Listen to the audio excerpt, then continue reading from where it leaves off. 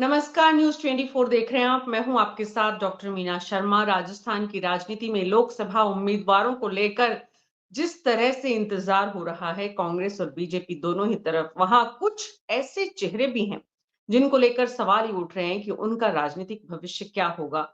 और उनमें से एक है मानवेंद्र सिंह, पूर्व दिग्गज नेता, देश के विदेश मंत्री रहे जसवंत सिंह के बेटे मानवेंद्र सिंह राजस्थान की बाड़मेर लोकसभा से सांसद भी रहे और शिव विधानसभा क्षेत्र से विधायक भी रहे।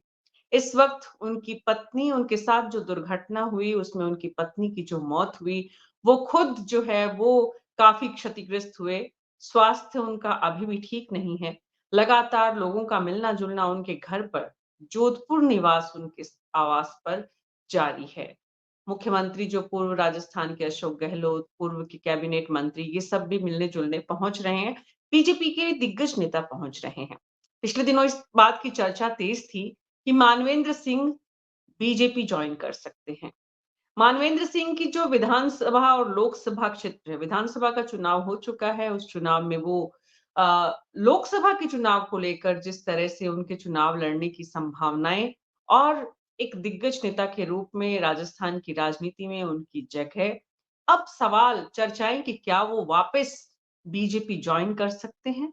कांग्रेस ने टिकट उनको कहां से देना है इस बात को लेकर भी, क्योंकि बीजेपी जोधपुर और बाड़मेर के अपने टिकटों का ऐलान कर चुकी है। तो सवाल ये है कि मानवेंद्र सिंह का राजनीतिक भविष्य क्या है, वो क्या करेंगे। हमारे तमाम मेहमानों के साथ इसी पर विस्तार से चर्चा करते हैं। हमारे साथ अटल खंडेलवाल जी बीजेपी से है, राजकुमार शर्मा कांग्रेस पार्टी के प्रवक्ता है, श्याम सुंदर शर्मा जी वरिष्ठ पत्रकार जयपुर से, मुनेश अरोड़ा जी उदयपुर से, राकेश वशिष्ठ जी भरतपुर से, संगीता परिक्रमा जी जोधपुर से। आप सभी का बहुत बहुत स्वागत है।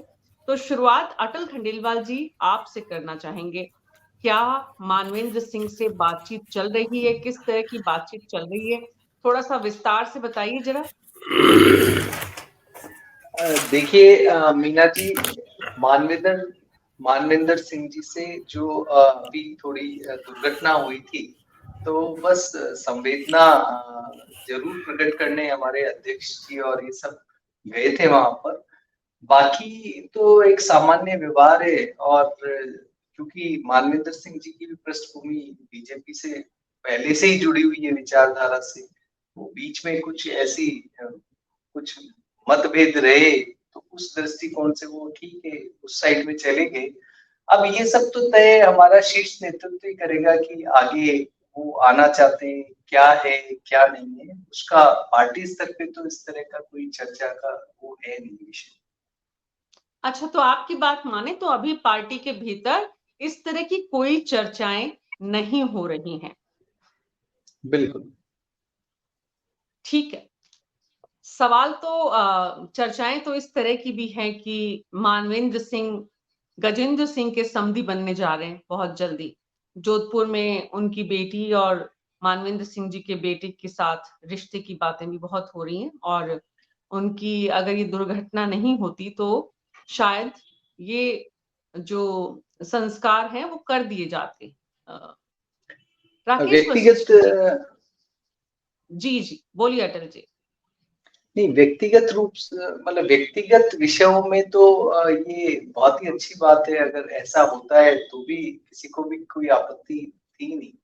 राजनीतिक परिप्रेक्ष्य में बाड़मेर जो उनकी लोकसभा क्षेत्र है, वहां से ऑलरेडी बीजेपी हाँ। अपना कैंडिडेट घोषित कर चुकी है। और अब ये आगे देखना है कि देखिए सभी मीना जी आज की स्थिति में ज्यादातर जो राजनीतिक व्यक्ति हैं, और वो सब अपना भविष्य भारतीय जनता पार्टी में देख रहे हैं। और ये एक वजह हो सकती है जो चर्चा में बनी रहते हैं। बहुत सारे लोगों की चर्चाएं चलती रहती है कि भाई ये बीजेपी में आ रहा है, ये बीजेपी में, ये आ रहे हैं, ये आ रहे हैं, ये आ रहे हैं। तो कैसा ये एक लगता है वजह हो अटल जी? सकती है। अटल जी कैसा लगता है जब हर दिन बहुत अच्छा। कांग्रेस के लोग बीजेपी में आते हैं? कांग्रेस के तो नहीं कहूंगा, लेकिन हाँ ये अच्छा लगता है कि कुछ तो हमारी विचारधारा से जो थोड़े से मतभेद करके चले गए वो आते हैं तो अच्छा लगता है। दूसरी बात, कुछ अच्छे लोग होते हैं वो आते हैं तो भी अच्छा लगता है। और तीसरी बात, कुछ आने की अपना विचार प्रकट करते हैं और हमारी तरफ से ना होती तो भी अच्छा लगता है। अच्छा, ये भी अच्छा लगता है, ना करते तब क्यों अच्छा लगता है अटल जी?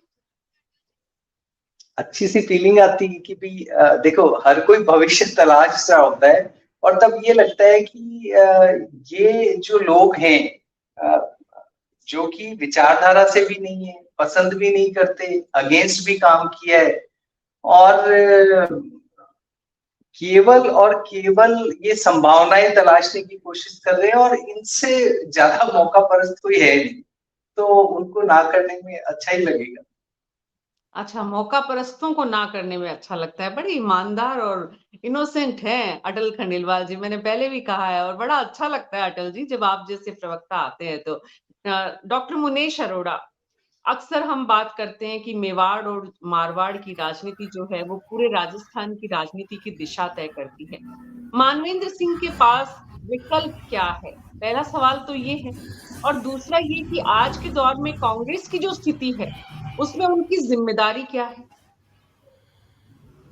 मीना जी, बिल्कुल सही कहा आपने कि मेवाड़ और मारवाड़ ये मिलकर राजस्थान की राजनीति की दिशा को तय करते हैं, क्योंकि सबसे ज्यादा मुख्यमंत्री इन्हीं दो जगहों से दिए गए हैं। आप पूरा इतिहास उठा के देख लीजिए, जब से राजस्थान बना है तो ये दो ही जगह हैं जिन्होंने मैक्सिमम पीरियड, बनरलाल जी तो अभी आए हैं और बाकी वसुंधरा जी उधर से आई है, बाकी मारवाड़ी था। जहां तक आपने बात की है अभी की पोजीशन की, तो मैं कह सकता हूं कि जसवंत सिंह जी के समय से, मैं जब जसवंत सिंह जी मिनिस्टर थे तब मैं उनसे मिला था और उनसे मेरी बातचीत भी हुई थी। उनका जो एक पृष्ठभूमि थी, उनके जो एक नॉलेज थी, उनका जो एक तरीका था, मानवेंद्र सिंह जी से मैं उतने टच में नहीं रहा, मगर मानवेंद्र सिंह में भी सुनते हैं कि वो छाप है, क्योंकि वो एक मिलिट्री बैकग्राउंड रखते हैं, जैसे सचिन पायलट रखते हैं, दोनों ड्रेस में है, कॉलोनियल रहे हुए हैं, टेरिटोरियल आर्मी में है, कारगिल में काम किया हुआ है, तो एक मिलिट्री की छाप होने से एक जो डिसिप्लिन है वो उनमें दिखता है। मगर मीना जी, सबसे बड़ी बात है कि राजनीति के अंदर जो राजनेताओं की जो दुश्मनी है, उसका परिणाम हुआ कि वो मजबूर हो गए कांग्रेस में जाने के लिए। वसुंधरा राजे अगर उस समय चाहती तो ये परिवार पूरा भारतीय जनता पार्टी में रहता, क्योंकि जसवंत सिंह जी ने उस जमाने में रक्षा मंत्री का काम किया, वित्त मंत्री का काम किया, मगर वसुंधरा जी की एडमेंसी की वजह से ये परिवार भारतीय जनता पार्टी से टूट के चला गया। और फिर बाद जब मानवेंद्र जी आए तो उनको वहां पे लड़वाया गया झालरा पाटन से, तो उनको ऐसा फील आया कि शायद गलत चोट हो गई उनके साथ, कांग्रेस ने उनकी जो तवज्जो है वो पूरी प्रॉपर नहीं दी। अब मैं ये सोचता हूँ कि जैसा अभी भारतीय जनता पार्टी के प्रवक्ता जी कह रहे हैं, मगर अभी बांसवाड़ा में आपने मालविंदर जी को, महेंद्र जी सिंह मालवीय को लिया ना, तब उनको भी तो छोड़ सकते थे, मगर हर पार्टी अपना नफा नुकसान देकर ही तय करती है कि क्या इसको लेने से हमें फायदा होगा, खाली एक उस आधार पे नहीं करती नफा नुकसान क्या है, क्या वहां से हमें सीट मिलेगी या नहीं मिलेगी। अगर मानविंदर जी इनके लिए उपयोगी हुए, क्योंकि राजपूत समाज में है, गजेंद्र जी की रिश्ते की बात अभी आपने कही है, तो नेचुरली भारतीय जनता पार्टी से उनकी नजदीकियां, उनके फादर की नजदीकियां भारतीय जनता पार्टी में रही है, तो ये कहना मना नहीं कर सकते कि उनके लिए भारतीय जनता पार्टी अनजान जगह है। उनके रिश्ते हैं भारतीय जनता पार्टी में, हो सकता है एक ग्रुप से ना हो, बाकी ग्रुप से तो है, क्योंकि वो इन्होंने इतने साल तक भारतीय जनता पार्टी में काम, और रही कांग्रेस से तो कांग्रेस से ऑलरेडी इनको टिकट मिल चुका है। तो अब देखना यह है कि कौन सी पार्टी उनका उपयोग किस तरह से करती है। उनके पास दोनों ऑप्शन खुले हुए, मेरा ये मानना है, वो भारतीय जनता पार्टी से भी लड़ सकते हैं और वो कांग्रेस से भी लड़ सकते हैं, क्योंकि कांग्रेस ने अभी एक भी पत्ता नहीं खोला है अपना। जिस तरह से राहुल गांधी ने कल बांसवाड़ा में और एमपी में कहा है, और जिस तरह से राहुल की गारंटी मोदी की गारंटी के तुलना में आई है, तो उससे एक मास्टर स्ट्रोक तो राहुल गांधी ने जरूर खेला है।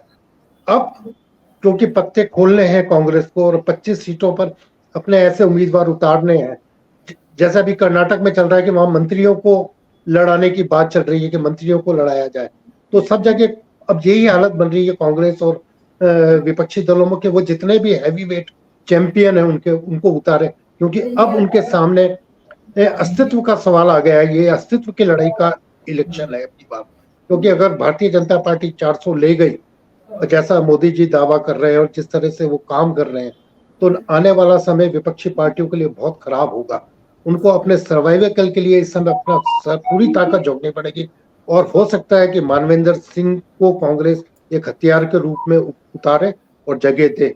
पर भारतीय जनता पार्टी भी चाहेगी कि वो 25 से 25 सीट ले ले, तो वो उसका भी उपयोग करना चाहिए, मगर ये तो समय बताएगा कि कौन ज्यादा अच्छा उपयोग करता है उनका।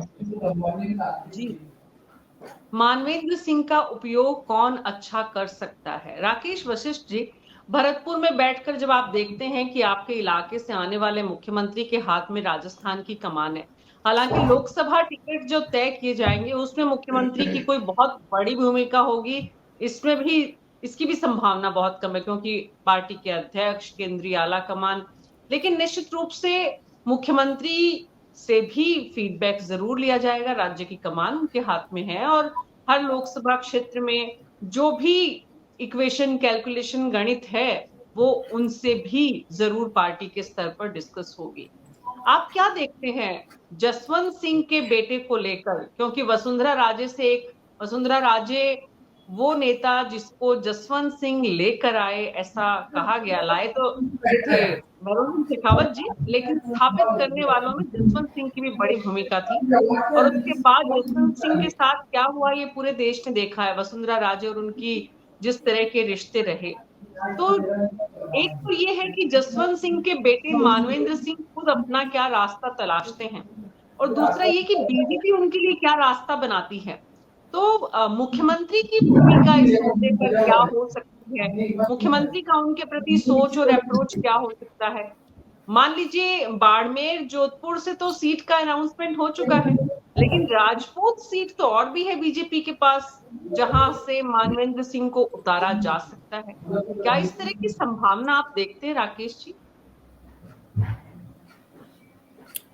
हमने जसवंत सिंह जी का भी कार्यकाल देखा है, पत्रकार के रूप में भी, और जब से उनकी राजनीति की तब से। जसवंत सिंह जी पहले भैरव सिंह जी के बहुत नजदीक हुआ करते थे और भैरव सिंह जी की सीढ़ी के आधार पर ऊपर चढ़े। उन्हीं के बलबूते पर वो चित्तौड़गढ़ से सांसद चुने गए 2 बार। और लेकिन जसवंत सिंह जी की स्थिति ये रही कि वो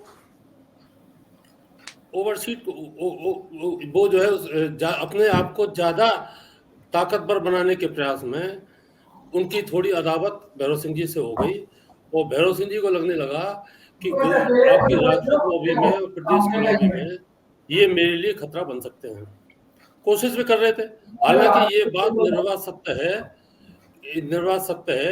कि ना तो जसवंत सिंह जी और ना ही मानवेंद्र सिंह जी दोनों कभी भी समूचे राजपूत समाज का रिप्रेजेंटेशन नहीं करते। अपने क्षेत्र में इनका प्रभाव अवश्य हो सकता है और है, इसमें कोई दो राय नहीं हुआ। भैरव सिंह जी बड़े चतुर राजनीतिज्ञ थे और वो एहसास नहीं होने देते थे कि क्या है। भैरव सिंह जी ने 1998 में इनको चुनाव फिर लड़वा दिया, मैं चित्तौड़गढ़ से, और हल्के से सरकवा दिया, वहां से चुनाव हार गए। फिर इनको बार दार्जिलिंग जाना पड़ा, वहां से चुनाव जीत करके आए। ऐसा ही मानवेंद्र सिंह जी के साथ है। मानवेंद्र सिंह जी भी इस भ्रम में रहते हैं हमेशा कि वो बहुत बड़े नेता होंगे, और इनकी अदावत की शुरुआत जब हुई जब ये एमएलए थे 2013-2018 में, और जसवंत सिंह जी निर्दलीय चुनाव लड़े थे, बीजेपी ने टिकट नहीं दिया था। फिर इनके क्या जसवंत सिंह जी की वसुंधरा राजे से भी अदावत हो गई और आपस में एक दूसरे के सामने आ गए। आपको ध्यान हो तो इनका जसवंत सिंह जी वसुंधरा राजे का एक मंदिर बनने वाला था, कोई प्रशासक बनवाने वाला था, जसवंत सिंह जी की पत्नी ने उनके खिलाफ एफआईआर दर्ज करवा दी। आपको ये भी ध्यान होगा कि जसवंत सिंह जी क्या एक कोई सामाजिक पारिवारिक समारोह था, इनके यहाँ एक प्रचलन होता है अफीम का पानी देने की, जो मैं नाम तक बोल रहा हूँ क्या होता है उसको देने की, उसमें भी एफआईआर दर्ज हुई, उनके खिलाफ कार्रवाई हुई। तो ये जो बात थी वो कभी ऐसा नहीं रहे कि वो कि पार्टी के प्रति या नेताओं के प्रति ज्यादा कमिटेड रहे हों, और ये कोशिश करते रहे कि वो अपने आप को और ज्यादा सशक्त करें और अपना रिप्रेजेंटेशन करें। अब 1918 में फिर इनको निकाल दिया, सस्पेंड तो तभी कर दिया था 2014 के इलेक्शन में, जब इन्होंने खुले में जसवंत सिंह जी का समर्थन किया, बीजेपी का लिया। फिर इन्होंने कमल का फूल वो हमारी भूल कह करके इन्होंने पार्टी से अलविदा कह दिया। अब सवाल ये है कि कांग्रेस ने इनका उपयोग करने का प्रयास अवश्य किया, लेकिन कांग्रेस में ऐसी कोई दमदारी इनको प्रदान नहीं की जिससे कि आगे बढ़ सके। इन्होंने आपका 2018 का जो चुनाव हुआ, उनसे झालरापाटन से वसुंधरा जी खराब लड़ा दिया। कहाँ आपका झालावाड़, कहाँ आपका बाड़मेर, जैसलमेर, जोधपुर का इलाका। नतीजा हुआ कि 34-35 हजार वोटों से चुनाव हार गए। हालांकि आप ये कह सकते हैं उस समय बीजेपी का थोड़ा जोर था, लेकिन अपने बलबूते पर कोई ऐसा काम नहीं कर सके जिससे लगे सशक्त उम्मीदवार। तो 35,000 उस समय 35,000 की वोट से हार जीत बहुत बड़ी हुआ करती थी। आजकल तो हार जीत का अंतर बहुत और ज्यादा बढ़ गया है। इसलिए अब दिक्कत क्या है इनके सामने, अब जोधपुर में गजेंद्र सिंह जी, वहाँ कैलाश चौधरी जी, जो ये जहाँ का पहले रिप्रेजेंटेशन करते थे, और जोधपुर में तो आपको कहीं जगह है नहीं, आपके बाड़मेर जैसलमेर में जगह है नहीं लड़ेंगे। तो मैं अब बीजेपी की जो नेशनल लेवल पर जो उनकी पॉलिटिक्स चल रही है उसको मैं अगर देखें तो आप एक बात देखेंगे कि इस समय उनका सारा अभियान इस बात पर लग रहा है कि कमजोर को, कांग्रेस को कैसे कमजोर किया जाए। इनके मटके में जो पानी भरा है एक एक बूंद करके भी कैसे निकलेगा, तो उनका जो इनका धरातल है, इनका जो आधार है वो कमजोर होगा। इस प्रयास में ही लगे हुए हैं सारे। आपको देखो कोई ना कोई एक दो दिन में कोई बड़ा नेता पार्टी को छोड़ने की बात करता है और उससे कमजोर है। ये इस परिप्रेक्ष्य में ही इनका प्रयास ही मानवेंद्र सिंह के लिए हो सकता है कि मानवेंद्र सिंह जी बीजेपी में आ जाएं, और इनको सीट की तो कोई एश्योरेंस नहीं है कि इनके पास उम्मीदवारों की कोई कमी नहीं है बीजेपी के पास, और हर जगह पहले से लगे हुए लोग हुआ। इसलिए ये हो सकता है भविष्य के लिए कोई इनको एश्योरेंस दे या कुछ का। अभी तो राज्यसभा की सीट भी इनके पास होती है आगे के लिए, वो भी कर सकते हैं, क्या कर सकते हैं, लेकिन प्रयास रहेगा तो निश्चित रूप से भाजपा को इससे फायदा भी मिलेगा और कांग्रेस निश्चित रूप से कमजोर भी होगी। तो इस समय तो चुनाव ऐसा है कि अस्तित्व के सवाल है इसका कांग्रेस के लिए।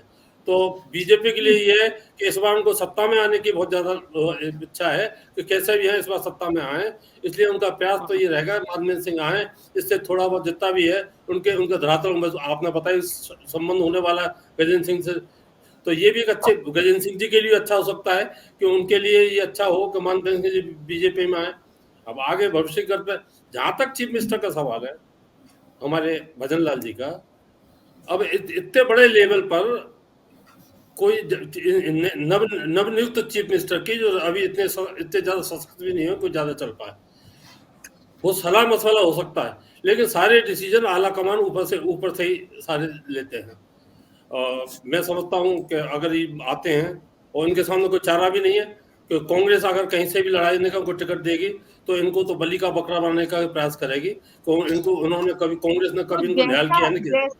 जैसा चरित्र आपने जसवंत सिंह जी और मानवेंद्र सिंह जी का बताया है, उसके मुताबिक सत्ता से दूर ज्यादा रहने की उन्हें आदत नहीं है, और राजनीति में जल्दी पहुंचने की भी एक उत्साह, एक जोश, एक उत्कंठा उनके उसमें है।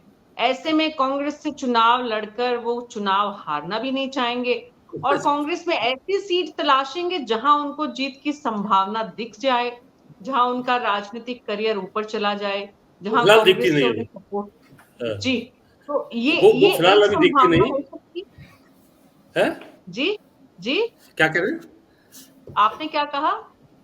मैं ये कह रहा हूँ अभी फिलहाल ऐसी कोई संभावना दिखती नहीं कि कांग्रेस ऐसी सुरक्षित सीट से इनको चुनाव इलेक्शन लड़वा दे, क्योंकि कांग्रेस भी जानती है कि इनके आने से कोई इतना फायदा नहीं मिलने वाला कि इनको मेंबर ऑफ पार्लियामेंट का चुनाव लड़ा दें किसी अपनी सुरक्षित सीट से जिसको वो समझते हैं। आज के हालात में अभी लगता नहीं कि राजस्थान के अंदर 2500 सीटों में कोई ऐसी सुरक्षित सीट हो जिस पर कांग्रेस ये दावा कर सके कि हम चुनाव जीत रहे हैं। ये भी नहीं है, और जसवंत सिंह दावा नहीं कर सकते वो कौन सी सीट निकाल सकते हैं, तो दोनों के लिए ही ये स्थिति जो है वो परेशानी वाली है। ऐसे में बीजेपी के साथ जसवंत सिंह कुछ बार्गेन करने की स्थिति में भी नहीं है, इसलिए जसवंत सिंह को लाकर बीजेपी क्या मानवेंद्र सिंह को लाकर बीजेपी क्या करेगी, ये अपने आप में देखना दिलचस्प होगा। लेकिन जैसा कि आपने कहा और मुनेश जी ने कहा कि बीजेपी बूंद बूंद से घड़ा भरना चाहती है और कांग्रेस का बड़ा घड़ा खाली करना चाहती है, तो ऐसे में मानवेंद्र सिंह आकर अगर एक समाज विशेष को भी कोई संकेत दे पाते हैं और गजेंद्र सिंह का चुनाव जो है वो आसान बना पाते हैं, तो भी काफी रोचक हो सकता है। संगीता जी, चल क्या रहा है बाड़मेर और जोधपुर के बीच पे, और उससे पूरे प्रदेश की राजनीति पे इसका कितना असर? ऑडियो ऑन करिए अपना संगीता जी।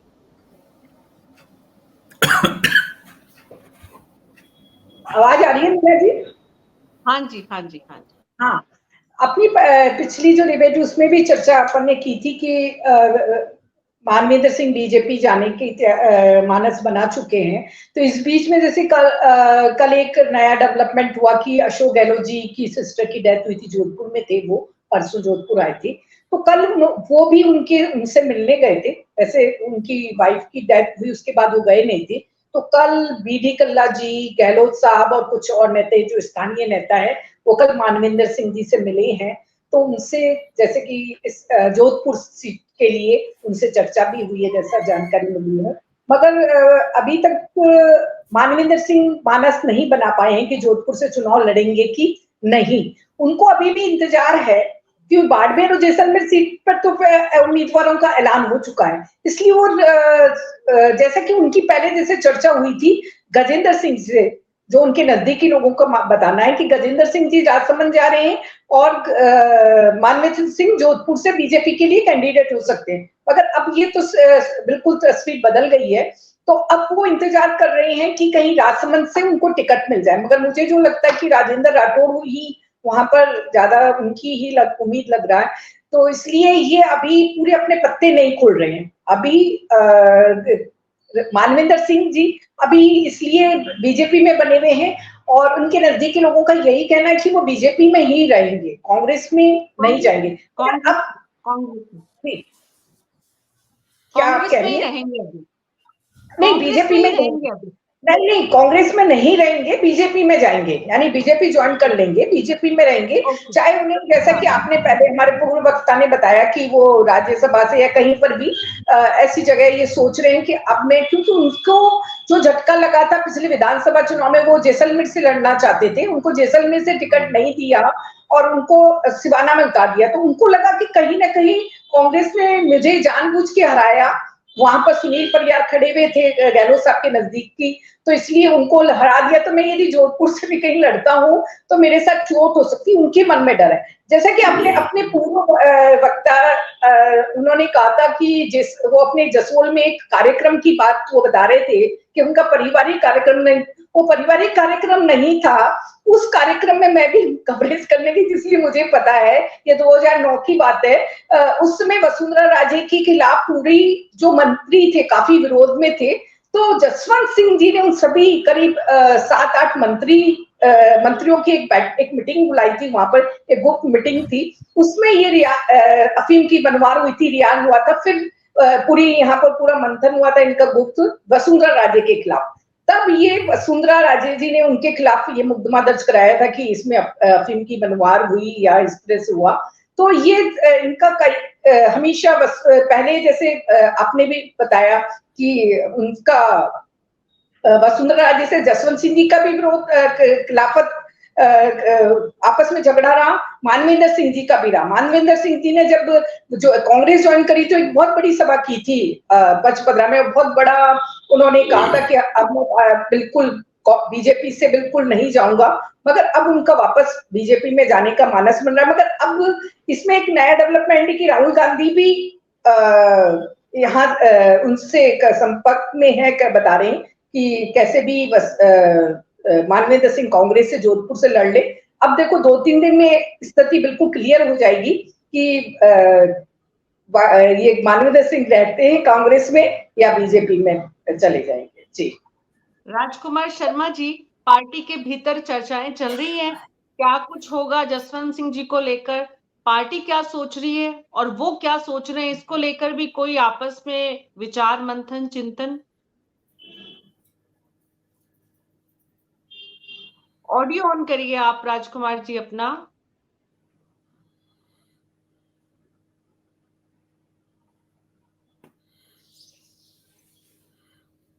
ऑडियो ऑन करिए राजकुमार जी प्लीज।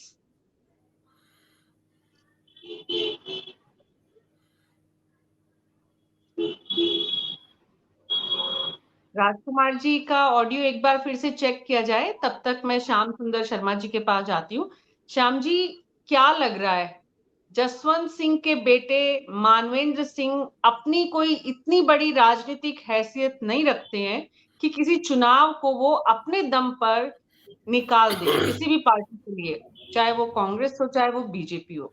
ये आज पहली बार किसी ने नहीं बोला है हमारे पैनल में, वैसे भी इस तरह की बात होती रहती है। लेकिन आज जिस तरह की कांग्रेस पार्टी की स्थिति है, उसमें उनको मानवेंद्र सिंह की कितनी जरूरत है, और कांग्रेस पार्टी से जाने से मानवेंद्र सिंह को बीजेपी में आने से कितना फायदा हो सकता है। ऑडियो ऑन करिए श्याम जी। मीना जी, निश्चित तौर पर उनके पिता का वर्चस्व तो था, जो आज एम्स जोधपुर में दिखाई देता है। ये जसवंत सिंह जी की देन है कि वो जब वित्त मंत्री हुआ करते थे तो वो लेके आए थे एम्स को। आज वो एम्स बहुत बड़ा संस्थान जोधपुर का है और जो सेवा कर रहा है। लेकिन जसवंत सिंह जी कभी एक जगह के होकर नहीं रहे, बार बार स्थान बदलते थे, कभी कहाँ कभी कहाँ कभी कहाँ। और फिर वो लड़ने आए थे जहां पर, तो वसुंधरा जी ने उनको हरवाने का काम किया। अब हरवाने का काम किया तो देखिएगा कांग्रेस ने उसका फायदा उठाया कि उन्होंने तो वसुंधरा जी को हरवाने के लिए उनके ससुराल, जहां झालावाड़ से उनकी ससुराल है, भेज दिया चुनाव लड़ाने के लिए। वसुंधरा जी तो चुनाव हारी नहीं, खुद जसवंत सिंह जी चुनाव हार गए। उनके बाद उनको देखिएगा कि सैनिक कल्याण बोर्ड है, उसका उपाध्यक्ष बनाया गया। वो आपने देखा कि कोई ज्यादा कारगर स्थिति दिखी नहीं, वो कहीं नजर आते नहीं थे। वो एक बार सांसद जरूर बने। अब क्योंकि देखिएगा जिस प्रकार से उनका ननिहाल जैसलमेर है, जैसलमेर में उनकी स्थिति ठीक है, उनकी होटल भी है जैसलमेर में। तो अब ये है कि राजपूतों के वोट के आधार पर चाहते हैं गजेंद्र सिंह शेखावत कि वो किसी तरह से बीजेपी में आ जाए। लेकिन क्या बीजेपी में जा पाएंगे, नहीं जा पाएंगे, क्योंकि जो अभी सड़क दुर्घटना में उनकी पत्नी की मौत हो जाना और खुद की एक्सीडेंट में जिस तरह की स्थिति हो जाना दुर्भाग्यपूर्ण है। क्योंकि जो राजनीति में जिस स्तर पर चल रहा था और जो कुछ हो रहा था, उसमें व्यक्ति अगर इस तरह की स्थिति में आ जाता है तो फिर राजनीतिक परिप्रेक्ष्य में जो काम करना चाहिए नहीं कर पाता। अभी कमजोर स्थिति है उनकी राजनीतिक तौर पर। निश्चित तौर पर सही बात है, अशोक गहलोत ने मुलाकात की है कल उनके घर पे जाकर के, जब उनकी बहन की डेथ हो गई थी वहां गए थे, तो और कुछ लोगों को बीडी कल्ला के साथ मिले थे। अब वो क्या ऐसा है क्या जोधपुर से चुनाव लड़ेंगे क्या? कि गजेंद्र सिंह शेखावत जब अस्पताल में भर्ती थे मिलकर के आए थे, आपने देखा सतीश पूनिया भी मिल के आए थे, राजेंद्र राठौड़ भी मिल के आए थे जब ये भर्ती थे, इलाज चल रहा था। तो आप देखिएगा हर कोई चाहता है कि राजपूतों के वोटों की कुछ तो पकड़ है, ऐसा नहीं है कि बिल्कुल पकड़ नहीं, इस परिवार की कुछ पकड़ है। तो चाहते हैं गजेंद्र सिंह शेखावत के किसी तरह से मेरा सहारा बनकर के आ जाए, तो बेड़ा पार लग जाता है। कई बार होता है। देखिए रविंदर भाटी का जो ओरा बना है अभी, जिस तरह की स्थितियां चल रही है, अब वो क्या चुनाव में आएंगे क्या? बाड़मेर जैसलमेर जिस तरह से वो कह रहे हैं कि निर्दलीय चुनाव लड़ेंगे और क्या स्थिति करेंगे, कैलाश चौधरी को हराएंगे नहीं हराएंगे, क्या ऐसी स्थिति बनेगी कुछ अभी अभी क्योंकि कांग्रेस के टिकट अभी तक डिक्लेयर नहीं हुए। और ये बात सही है कि राहुल गांधी ही इनको लेके गए थे। जिस प्रकार से ब्रिगेड थी पूरी, राहुल गांधी के जो युवा हुआ करते थे सांसद, जब ये सांसद होते थे वो भी सांसद हुआ करते थे, उस वक्त जमाने में उनकी आपसी तालमेल था, तो राहुल गांधी के कहने से ये पार्टी में आए थे। और पचपदरा में सही बात है, एक बड़ा शक्ति प्रदर्शन किया था कि मेरे को क्या हुआ और सारी बातें हुई थी और वो चले गए थे। अभी वो हारने के बाद जरूर कह रहे थे कि भाई मैं तो, मेरी भूल हो गई, मैं तो, मेरी जिस पार्टी में मेरे कार्यकर्ता तो कह रहे हैं कि वहीं चलो जहाँ होता होना चाहिए। क्योंकि राजनीतिक परिस्थितियां बदलाव लेती है तो व्यक्ति फिर वही जाता है जहां पर कि कोई बात नहीं, सांसद नहीं बनेंगे तो कुछ और बन जाएंगे, क्योंकि केंद्र की सरकार और राज्य की डबल इंजन की सरकार है। तो जैसे उनको पहले बोर्ड बनाया था, अब भी बोर्ड बना करके किसी में कैबिनेट मिनिस्टर का दर्जा दिया जा सकता है, उसमें दो राय नहीं है। लेकिन परिस्थितियां अपनी उनके साथ पक्ष की नहीं चल रही है। जिस तरह से उनकी पत्नी का यका चला जाना, आदमी आधा अधूरा हो जाता है। अभी तक वो संभल नहीं पा रहे हैं कि वो राजनीतिक परिप्रेक्ष्य में कैसे, कहाँ क्या काम कर पाएंगे। हर राजनीतिक पार्टी अपने स्वार्थों की पूर्ति करने के लिए उनसे चाहती है कि वो हमारे पक्ष में आ जाए। अब कितने आएंगे नहीं आएंगे अभी कुछ कहने की स्थिति इसलिए नहीं बन रही है कि वो खुद कह रहे हैं कि मैं अभी उस स्थिति में नहीं हूं कि मैं किसी का मुकाबला करके चुनाव लड़ूं। तो इसका मतलब जोधपुर से चुनाव लड़ने की इच्छा, आंतरिक इच्छा नहीं। उनको पता है कि मैं गजेंद्र सिंह को चुनाव हरा नहीं पाऊंगा। और अशोक गहलोत बड़े चतुर हैं, वो अपने बेटे को फिर से उस भंवर जाल में फंसाना नहीं चाहते। जिस तरह से सचिन पायलट ने जोधपुर से खड़ा किया था, जबकि वो चाहते थे पहले भी जालोर सिरोर से खड़े हो जाए, तो उनका सचिन पायलट ने कहा मैं चुनाव लड़ाऊंगा और जिता के लाऊंगा। लेकिन फिर ऑटो रिक्शा में खुद मुख्यमंत्री जी को घूमना पड़ा, क्योंकि वहां की गलियां बड़ी सकड़ी है। तो मुख्यमंत्री जी बड़ी कार में नहीं जाते थे, ऑटो में घूम घूम कर प्रचार करके भी अपने बेटे का लाज नहीं बचा पाए थे और गजेंद्र सिंह चुनाव जीत गए।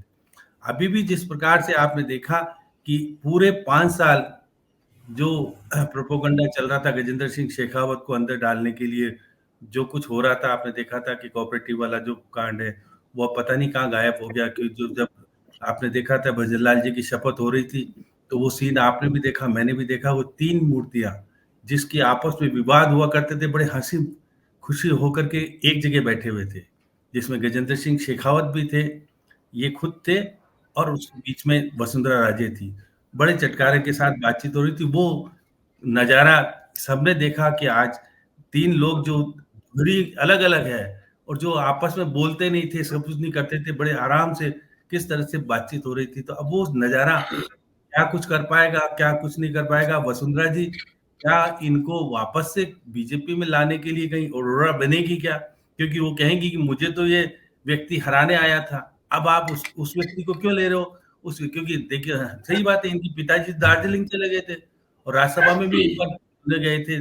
तो क्योंकि वो राजस्थान की राजनीति नहीं करते थे, वो तो दिल्ली की राजनीति करते थे, अटल बिहारी वाजपेयी के करीब थे और केंद्र में मंत्री भी थे, और वो राजनीति से कोई ज्यादा बड़ा लेन देन नहीं था जसवंत सिंह जी का। जितना जनता में जितना प्रभाव और जनता के बीच जितनी मौजूदगी थी, उससे ज्यादा जसवंत सिंह की मौजूदगी सत्ता के लोगों के बीच थी, अटल बिहारी वाजपेयी के करीबी थे।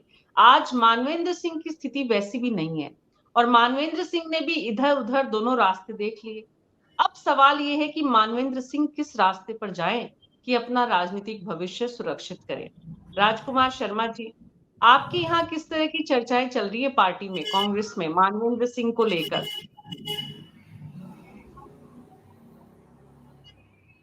राजकुमार जी, आपका ऑडियो नहीं आ पा रहा है, आप या तो ईयरफोन को हटाएं।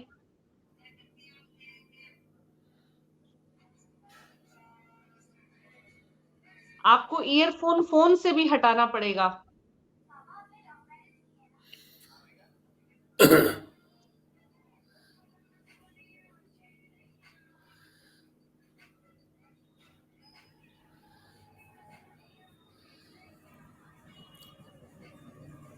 प्लग निकाल दें उसमें से, मोबाइल में से। हाँ, मोबाइल से भी आपको ईयरफोन का प्लग हटाना पड़ेगा।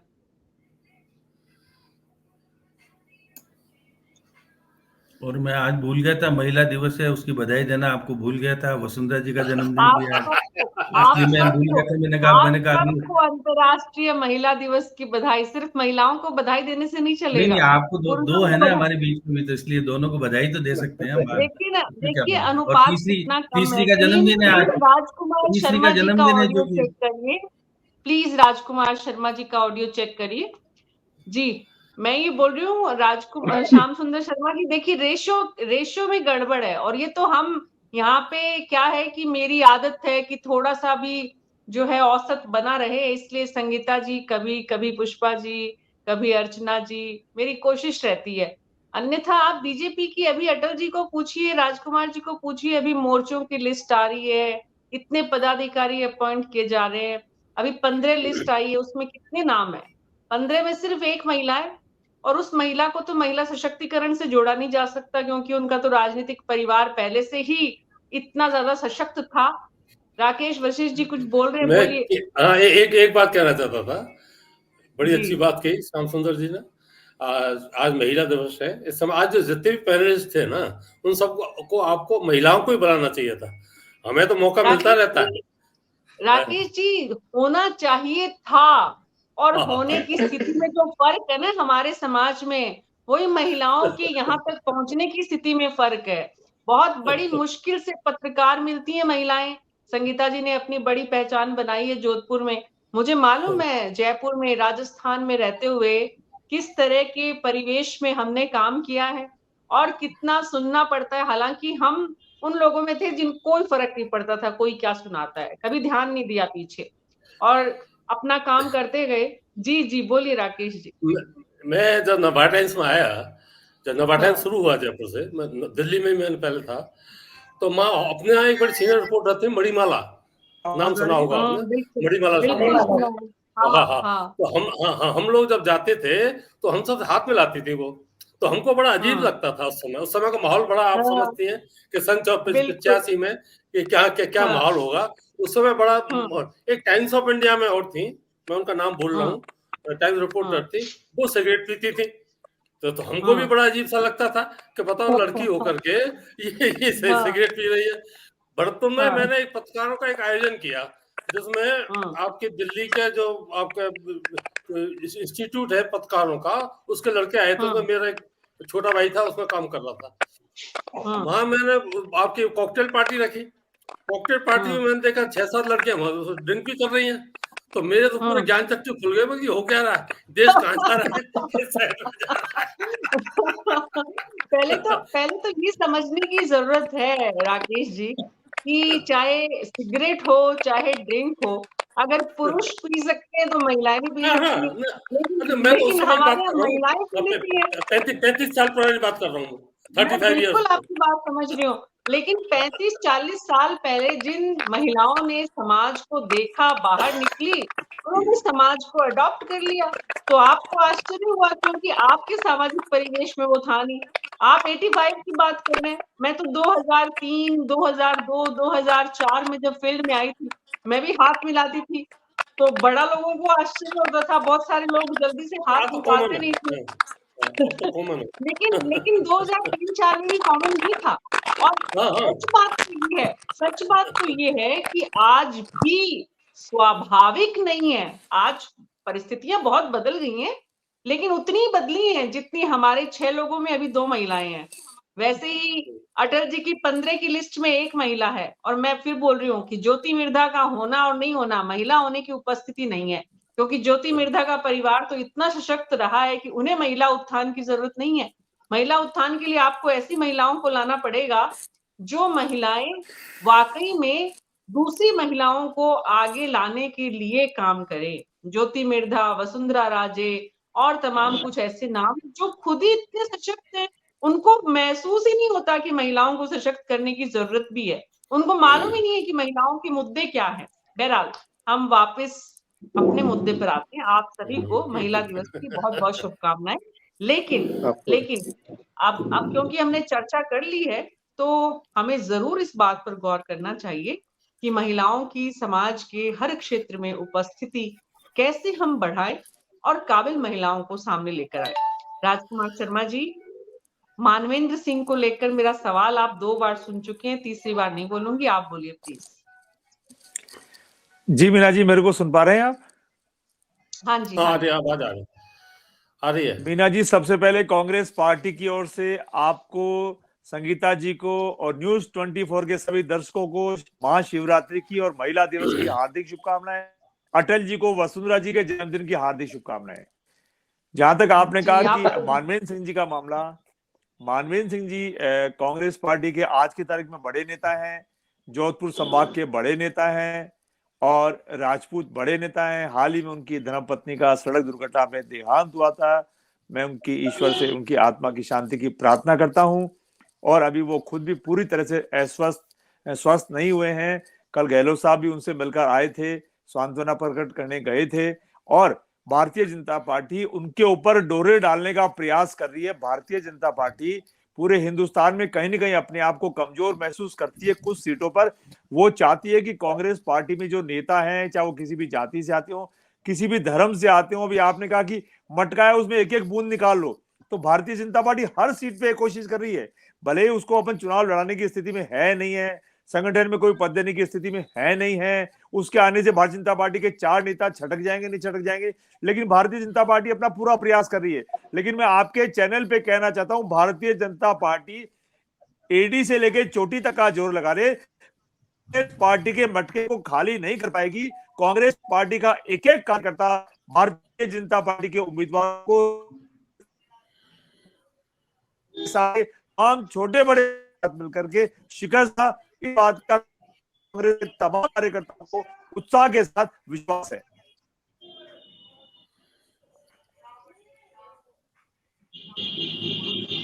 जी राजकुमार जी, बड़ी अच्छी बात कही आपने कि पार्टी में बड़ा जोश है, पार्टी के कार्यकर्ताओं की आपने यहाँ पर तारीफ भी की है। मानवेंद्र सिंह जी की क्या स्थिति है? आपसे कभी पार्टी के स्तर पर क्या बातचीत चल रही है? कुछ आप लोगों तक भी आ पाती है बात? मानवेंद्र सिंह जी हमारी पार्टी के नेता है, आज की तारीख में मजबूत नेता है, बड़े राजपूत नेता है। जोधपुर में, जैसलमेर में उनका बहुत बड़ा प्रभाव है और निश्चित तौर पे पार्टी उनको विधानसभा चुनाव में भी उनका इस्तेमाल हुआ था। एक सीट पे सिवाना से जोधपुर के अंदर उनको टिकट दिया था, किसी कारणवश वो चुनाव जीत नहीं पाए। लेकिन निश्चित तौर पे पार्टी उनकी जो उपयोगिता ठीक समझेगी, अगर पार्टी ठीक समझेगी तो उनको लोकसभा का चुनाव लड़ाएगी।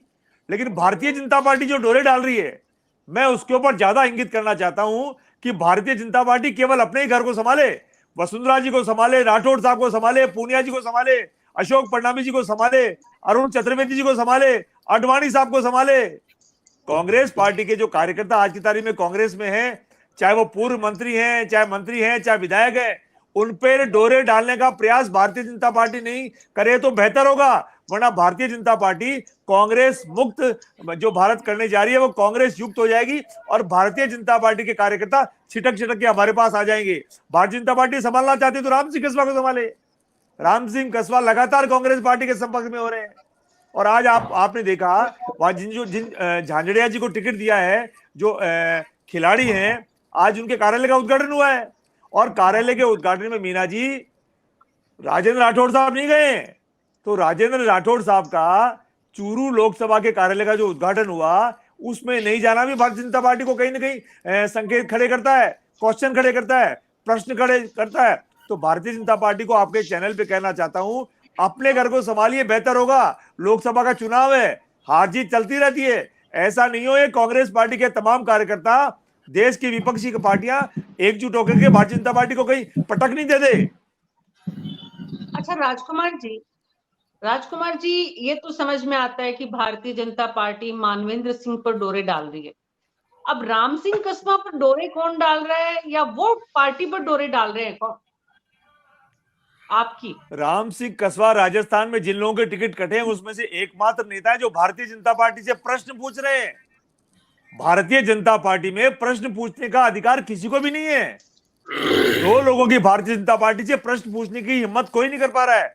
उस नौजवान ने हिम्मत की है, नौजवान ने पूछा है कि मेरी क्या गलती है कि मेरा टिकट काटा जा रहा है, और भारतीय जनता पार्टी मीना जी जवाब नहीं दे पा रही है। भारतीय जनता पार्टी जवाब नहीं दे पा रही है। कांग्रेस पार्टी जवाब दे रही है। कांग्रेस पार्टी तो उनको लेके आ रही है पार्टी में। ये पार्टी का आलाकमान तय करेगा कि पार्टी किसको पार्टी में शामिल करेगी, किस नेता को शामिल करेगी, किस पार्टी के साथ कोलैबोरेशन करेगी, किस नेता को कहां से टिकट देगी, ये पार्टी का आलाकमान तय करेगा।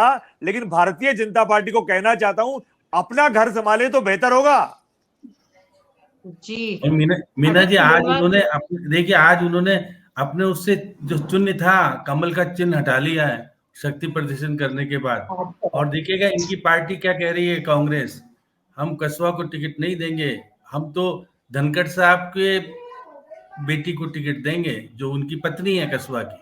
तो ये अलग चाल चलना चाहते हैं, ये कस्बा को नहीं, ये तो धनखड़ साहब को ढीला करने के लिए जो उनके बड़े छोटे भाई हैं जो हैं उनकी पुत्री जो उनकी संबंध है जहाँ पे जवाई है उनको टिकट देने की तैयारी चल रही है। वो देंगे नहीं देंगे पता नहीं है, चर्चा चल रही है।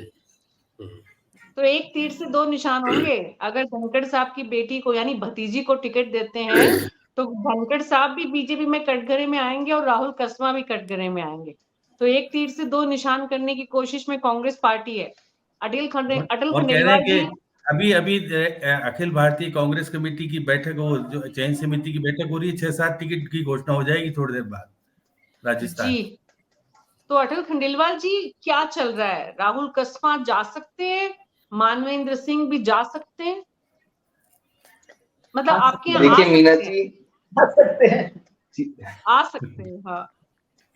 देखिए मीना जी, किसी ने कहा है कि चीजों के गिरने के बहुत सारे नियम होते हैं, परंतु कांग्रेस में नेताओं के गिरने के नियम कोई भी नहीं है।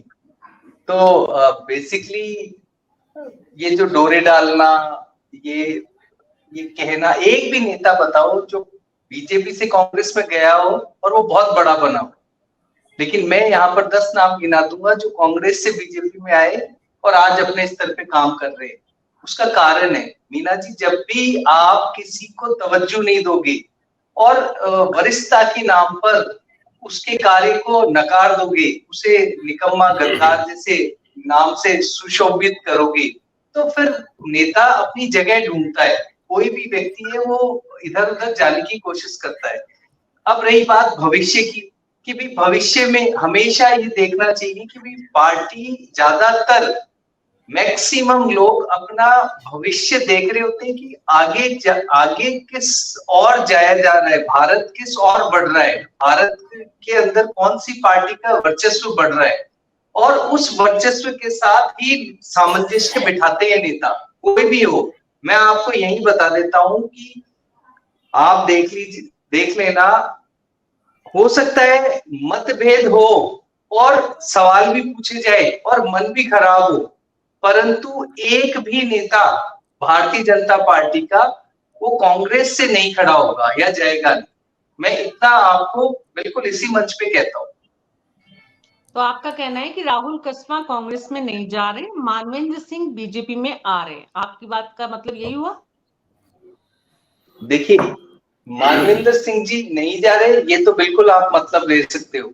वो आ रहे हैं तो वो, उसके लिए मैं तो यहाँ पर आपसे कोई बात कर नहीं सकता। ये हमारा भी शीर्ष नेतृत्व ही तय करेगा कि अगर वो आते हैं तो मुझे नहीं लगता कि, क्योंकि उनकी पृष्ठभूमि में हमारी वैचारिक स्थितियां हैं, तो वो आ सकते हैं, शायद कोई परेशानी नहीं होनी चाहिए, ऐसा मुझे लगता है। ये मेरी व्यक्तिगत राय है, परंतु आला कमान, हमारा जो शीर्ष नेतृत्व है, वो ही तय करेगा इस बात जी राजकुमार जी, अगर मानवेंद्र चले जाते हैं तो कितना नुकसान होगा कांग्रेस पार्टी को?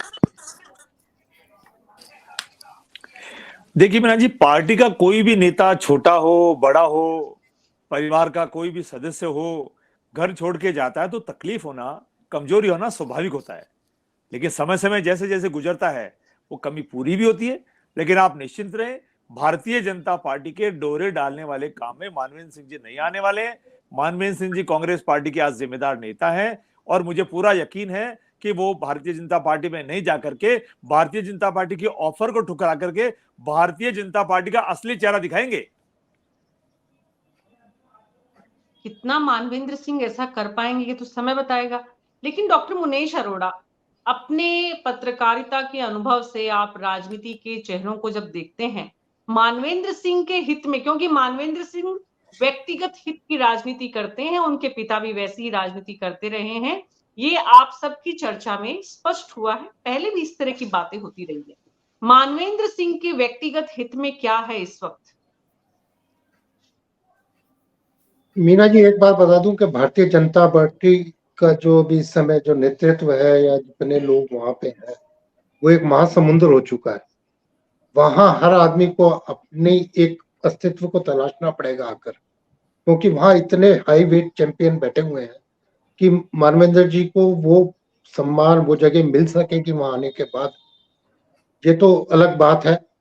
मगर मानवेंद्र सिंह की जो पृष्ठभूमि है, जिस समय से अभी वो लड़ रहे हैं, कांग्रेस उनके लिए ज्यादा सेफ है, क्योंकि कांग्रेस में इस समय जो राजपूत लॉबी को लेकर के जो नेता हैं वो बहुत कम बचे हुए हैं, और नेताओं की भी कांग्रेस को जरूरत है इस समय पे। अगर अस्तित्व कायम करना चाहते हैं वो अपना, तो कांग्रेस से लड़कर अगर वो जीतते हैं तो उनको बहुत ज्यादा आगे की राजनीति में सफलता मिलेगी। मगर यह अलग बात है कि क्या कांग्रेस खड़ी होगी। मगर जिस तरह से राहुल गांधी चल रहे हैं, कल जिस तरह से उन्होंने घोषणा की है, क्योंकि कांग्रेस भी अपने सर्वाइवल की लड़ाई लड़ रही है, और कोई ये राजनीतिक दल जब सर्वाइवल की लड़ाई लड़ रहा होता है और उस समय उसके साथ जो नेता खड़े होते हैं, अगर वो लॉन्ग टर्म तक रहते हैं तो उनको उसका पुरस्कार मिलता है। तो इस समय पे अगर संगीता परिक्रमा जी, क्या मानवेंद्र सिंह इतनी समझदारी और दूरदर्शिता दिखा पाएंगे? हाँ, अभी अपन कुछ इस बारे में अभी नहीं कह सकते कि दोनों हाथ में उनके कांग्रेस से भी ऑफर है, बीजेपी में भी, बीजेपी भी चाहती है कि बीजेपी ज्वाइन कर ले, मगर अभी कहना थोड़ा जल्दबाजी होगा।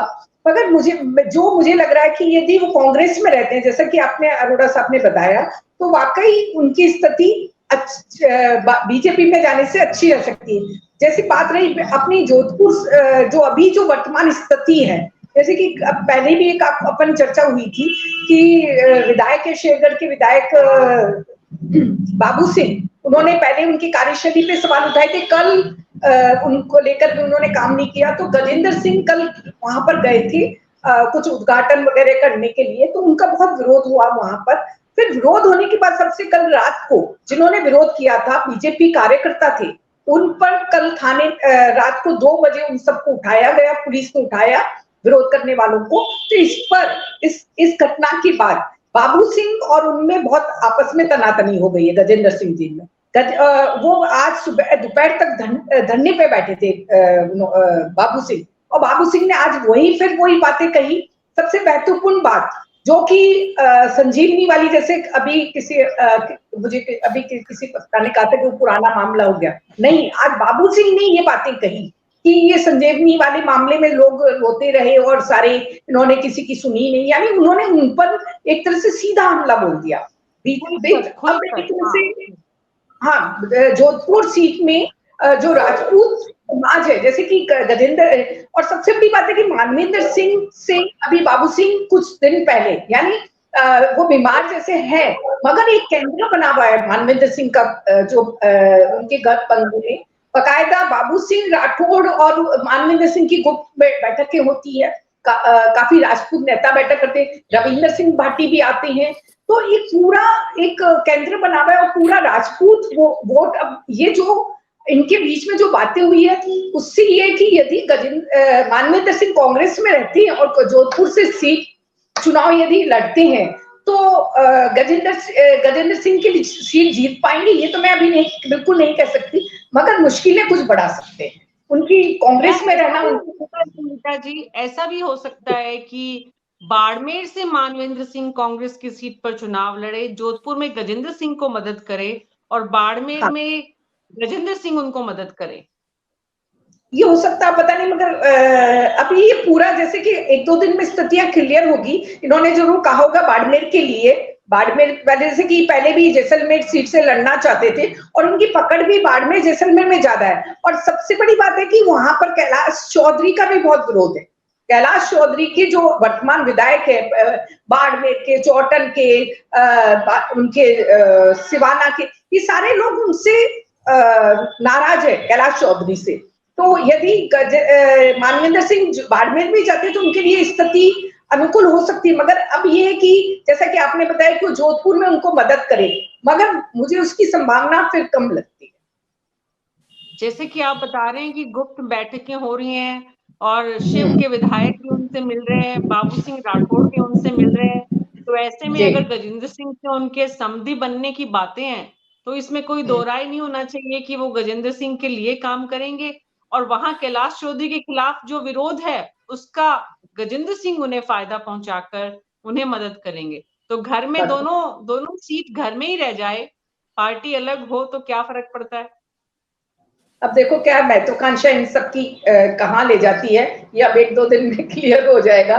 मगर ये जैसा जी बोलिए संगीता जी, पूरी करिए अपनी बात। मगर जिस तरह की इस मोटो से चलेंगे तो उधर बाड़मेर में जाते हैं तो हनुमान बेनीवाल बैठा है, हनुमान बेनीवाल भी वो भी बैठा है, यानी जाट लॉबी भी तो वहां पर जाट वोट बहुत ज्यादा है बाड़मेर में। तो यदि ये तो ऑलरेडी कैलाश चौधरी का मतलब जाट, जहां जाट कैंडिडेट खड़ा होता है वहां जाट सारे एक हो जाते हैं, जहां राजपूत कैंडिडेट होता है वहां राजपूत सारे एक हो जाते हैं। आज हनुमान बेनीवाल को ऐसी स्थिति में बीजेपी ने छोड़ा नहीं है कि वो उनके खिलाफ कोई बहुत ज्यादा राजनीति कर पाए। जोधपुर की एक फैक्टर ये भी है कि जोधपुर में यदि जसवंत सिंह बिश्नोई भी नाराज है, ये तो खुलकर बोल रहे हैं, जसवंत सिंह बिश्नोई खुलकर नहीं बोल रहे हैं, मगर बिश्नोई, मुस्लिम, दलित ये और जाट, यदि जोधपुर सीट की बात कर रही हूँ, बाड़मेर जैसलमेर में निश्चित रूप से जाट एक तरफ हो सकते हैं, मगर यहाँ पर जोधपुर में ये जो समीकरण है, ये यदि आपस में इनका कोई हो जाता है, पैक्ट हो जाता है, तो फिर मुश्किल में पड़ सकते हैं। जी राकेश वशिष्ठ जी, क्या दिख रहा है आपको कि मानवेंद्र सिंह अपने पक्ष में फैसला लेने के लिए कौन से रास्ते पर जाएंगे? देखिए मीना जी, आज का जो माहौल है और पिछले 10 साल से जो माहौल चल रहा है देश के अंदर, और खासतौर से अब पीक पर है वो मामला, कांग्रेस में रहते हुए उनका भविष्य अंधकार में दिखता है फिलहाल, क्योंकि कांग्रेस के पास कहीं भी 2500 सीटों में कहीं ऐसा कुछ नहीं है कि जो केवल अपने बलबूते पर पार्टी के कैडर के आधार पर किसी को चुनाव जिता सके। उस कैंडिडेट को तो चुनाव जिता सकती है जिसका खुद का वजूद है, खुद का प्रभाव है, उसके प्लस कांग्रेस का वोट है, उससे तो वह चुनाव जीतने की स्थिति में आ सकता है। चाहे मानवेंद्र सिंह हो, चाहे कोई भी हो, जो भी अच्छा राजनीतिज्ञ होगा, एक्चुअल में क्या है, मानवेंद्र सिंह जी को कांग्रेस के कर्मठ आप तो है नहीं, वो कभी उनसे कर्मठता तो रही नहीं कांग्रेस के प्रति, वो तो कभी बीजेपी में कभी कांग्रेस में, तो ऐसे व्यक्ति के लिए सत्ता से दूर रहना बड़ा मुश्किल होता है। और ऐसे माहौल में जब ये चल रहा है, उसमें अगर ये बीजेपी में आते हैं तो अब नहीं तो 6 महीने बाद, साल भर बाद इनको कहीं ना कहीं कंपनसेट अवश्य किया जाएगा, ऐसा मेरा मानना है। इसलिए संभावना इस बात की है कि वो जो चल रहा है, क्योंकि कांग्रेस अभी ऐसी स्थिति नहीं है वो जो जोधपुर में इनको लड़ा दे गजेंद्र सिंह जी के पास, गजेंद्र सिंह जी के साथ। तो और सवाल ये भी है कि क्या मानवेंद्र सिंह लड़ना चाहेंगे जोधपुर से, सवाल ये भी है। तो ये भी सवाल है। हाँ। इसके अलावा और कोई सीट है नहीं उनके पास, कहां से लड़ाएंगे वो? बाड़मेर की सीट बाहर निकलते हैं, बाड़मेर की सीट है, बाड़मेर में जैसे कांग्रेस से अगर वो लड़ते हैं तो उनकी संभावनाएं इस वक्त ज्यादा प्रबल है कांग्रेस पार्टी में रहकर, अगर वो चाहे। सवाल यही है कि मानवेंद्र सिंह अब खुद को कितना बहुत अगर हम जी बोलिए राकेश जी, आपकी बात। आज के हालात में जो राजपूत जो वोटर है राजस्थान का, वो बीजेपी का समर्थक माना जाता है और बीजेपी के लिए वो कमिटेड है ज्यादातर। मानवेंद्र सिंह जी में क्या इतनी ताकत है कि वो उस राजपूत वोटरों को वो एकजुट कर सके? वो मुझे लगता नहीं। वोटों का डिवीजन तो कर सकते हैं अपने बलबूते पर उनको एकजुट करके अपने साथ नहीं कर सकते। अगर वो एकजुट करके उनके साथ नहीं कर सकते तो उनका इस तरह से चुनाव लड़ना कोई ज्यादा लाभदायक साबित नहीं हो सकता उनके लिए। दूसरी बात, मैंने आपको पहले भी कहा कि मानवेंद्र सिंह जी ऐसे कद्दावर नेता नहीं है जिनके उनके नाम पर वोटों की झड़ी लग जाए।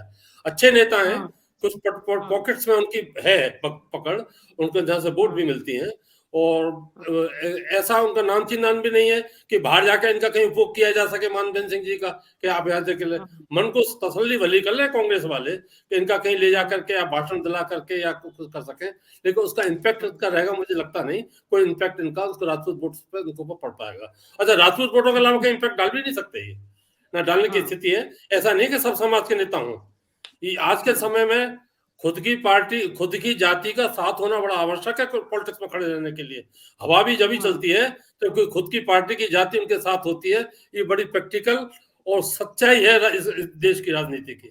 बिना पार्टी जाति के समीकरणों के ना तो कोई कैंडिडेट होते हैं, ना कोई चुनाव जीत पाता है। जी बहुत बहुत शुक्रिया आप सबका इस चर्चा में शामिल होने के लिए। न्यूज़ 24 पर हमारी कोशिश होती है हर दिन समाज में जो कुछ हो रहा है वो समाज के साथ साझा किया जाए। मानवेंद्र सिंह इस वक्त राजस्थान की राजनीति के छोटे मोटे जितने भी बड़े केंद्र हैं आज सवाल यह है कि क्या वो कांग्रेस पार्टी के भीतर रहते हुए लोकसभा के मैदान में उतरेंगे। आज कांग्रेस की पहली लिस्ट की बात भी जारी करने की हो रही है। अगर उस लिस्ट में उनका नाम आता है तो उससे बादल छंट जाएंगे कि वो बीजेपी में जा रहे हैं।